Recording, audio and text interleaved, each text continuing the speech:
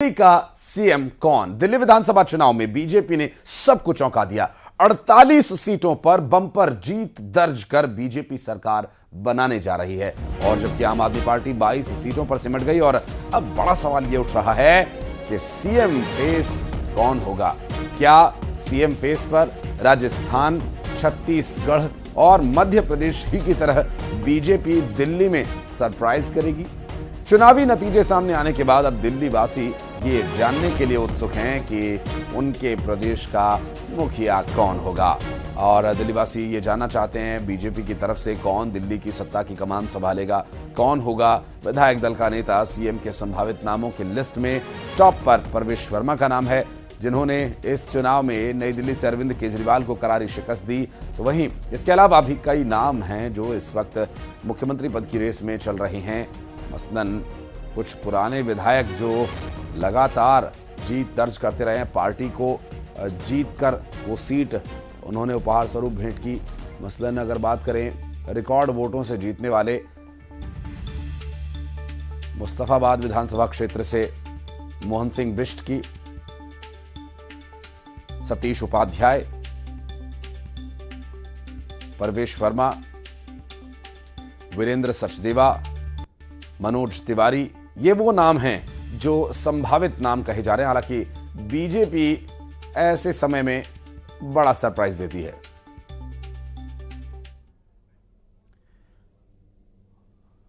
और दिल्ली में बीजेपी विधायकों की बैठक हुई और इस बैठक के बाद परवेश वर्मा ने बीजेपी के राष्ट्रीय अध्यक्ष जेपी नड्डा से उनके आवास पर जाकर मुलाकात की और करीब आधे घंटे तक दोनों नेताओं के बीच बातचीत हुई। बैठक के बाद परवेश वर्मा जेपी नड्डा के घर से रवाना हुए और इस दौरान उन्होंने मीडिया से बात नहीं की।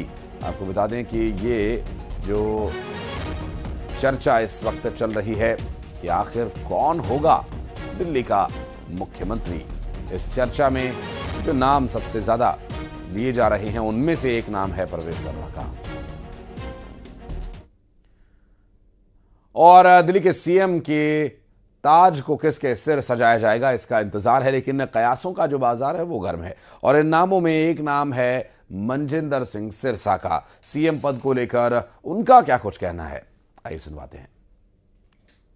सर, अब सबसे अहम सवाल, सीएम दावेदारी क्या मनजिंदर सिंह सिरसा की तरफ से भी है? क्या आपको भी सीएम चेहरों में देख सकते हैं? नहीं, बिल्कुल नहीं देख सकते। आप बिल्कुल इसको कांटा मार दीजिए। मैं बहुत खुश हूँ, मुझे रजौरी गार्डन की सेवा करने का मौका मिला और मैं दिल्ली के अंदर नहीं देश के अंदर मुझे पार्टी ने बहुत बड़ा सम्मान दिया राष्ट्रीय मंत्री के रूप में। मैं बहुत संतुष्ट भी हूँ और मैं बहुत खुश भी हूँ और मुझे अब रजौरी की सेवा करने का मौका मिला, बस मेरी वही सेवा। आपने अपनी जीत को लेकर तो पहले ही बताया था कि आश्वस्त है, दिल्ली में इस तरीके से परफॉर्म करेगी बीजेपी, इसकी भी उम्मीद थी? यही तो बोलता था मैं, तो हर में बोलता था। मैंने चुनाव वाले दिन सुबह भी यही बताया था कि 40 सीटों पे तुम्हारी फाइट नहीं है कोई भी, वो हम एक क्लियर हैं। अगली 14 सीटों पे हमारी फाइट है, उनमें से हम कितनी लेके जाएंगे और आम आदमी पार्टी कितनी लेके जाएगा। आप मेरी एग्जैक्ट बाइट चेक कर लीजिए, एग्जैक्ट वर्ड बोले थे। मैं हमेशा कहता था 52 से 54 सीटें आएंगी। मैं मानता हूँ कि मेरे कैलकुलेशन में 4 सीटें कम आई हैं। तो वहीं रेखा गुप्ता का नाम भी इस लिस्ट में शामिल है। न्यूज 18 से बातचीत में रेखा गुप्ता ने क्या कहा, आइए सुनवाते हैं आपको। बीजेपी की अगर बात की जाए तो महिला कैंडिडेट्स ने अच्छा परफॉर्म किया है एक तरीके से देखा जाए तो, और ऐसे में अब क्योंकि सीएम फेस की भी दावेदारी है, महिला के तौर पे आपको लगता है कि आपका नाम भी इस रेस में हो सकता है, आप भी सीएम उम्मीदवार चेहरा बन सकती हैं? देखिए, मुझे लगता है कि इसमें महिला और पुरुष वाला विषय बिल्कुल भी नहीं है।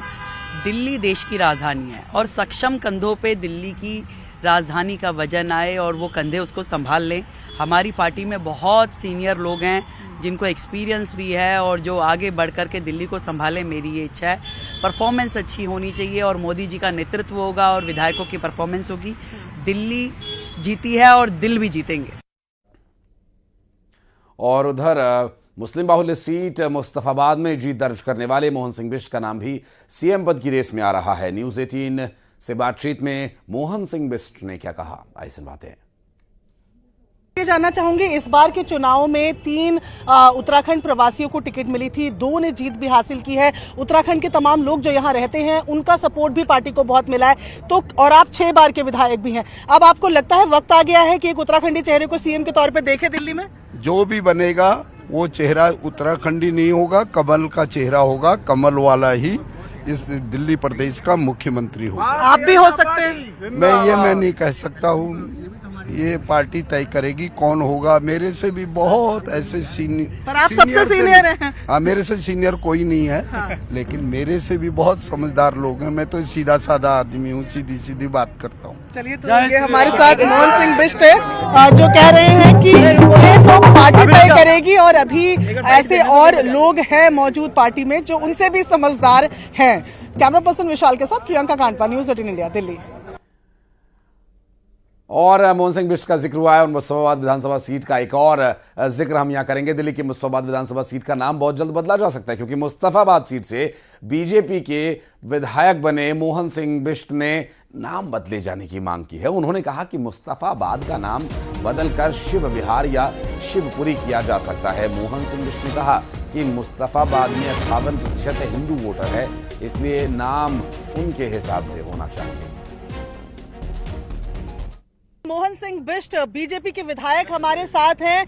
मोहन सिंह जी, आपने आज बात की और कहा कल आप विधायक बने मुस्तफाबाद के, आज के नाम बदल देंगे? नहीं, मैंने तो चुनाव, जिस दिन मैं चुनाव लड़ रहा था, मैंने उस दिन भी कहा कि इस बार मुस्तफाबाद का जो एम फैक्टर वाला नाम है उस नाम को हटाएंगे, शिव विहार का या शिवपुरी का नाम हम रखेंगे। निश्चित रूप से एक और 58% लोग हैं, एक और 42% लोग हैं, तो विजयश्री तो 58% की होगी ना, तो इसीलिए तो आया हूँ। आपके लिए जब मनोज तिवारी प्रचार कर रहे थे मुस्तफाबाद में, तब उन्होंने कहा था कि कटेंगे बटेंगे तो कटेंगे, एक है तो सेफ है, वहीं बस जो नारे थे वो सुनाए गए थे, वो काम किया आपको लगता है आपकी सीट पे? नहीं, निश्चित रूप से जनता जनार्दन ने अपने उससे विवेक से वोट दिया, विवेक से मैं जीत के आया हूँ। जहाँ भारतीय जनता पार्टी 17 साल से नहीं जीत रही हो, मैं तो 1998 से लेकर 2008 तक वहाँ एमएलए था, फिर मेरी सीट बदल गई, तो कहीं न कहीं तो नारे के साथ बहुत सा ऐसा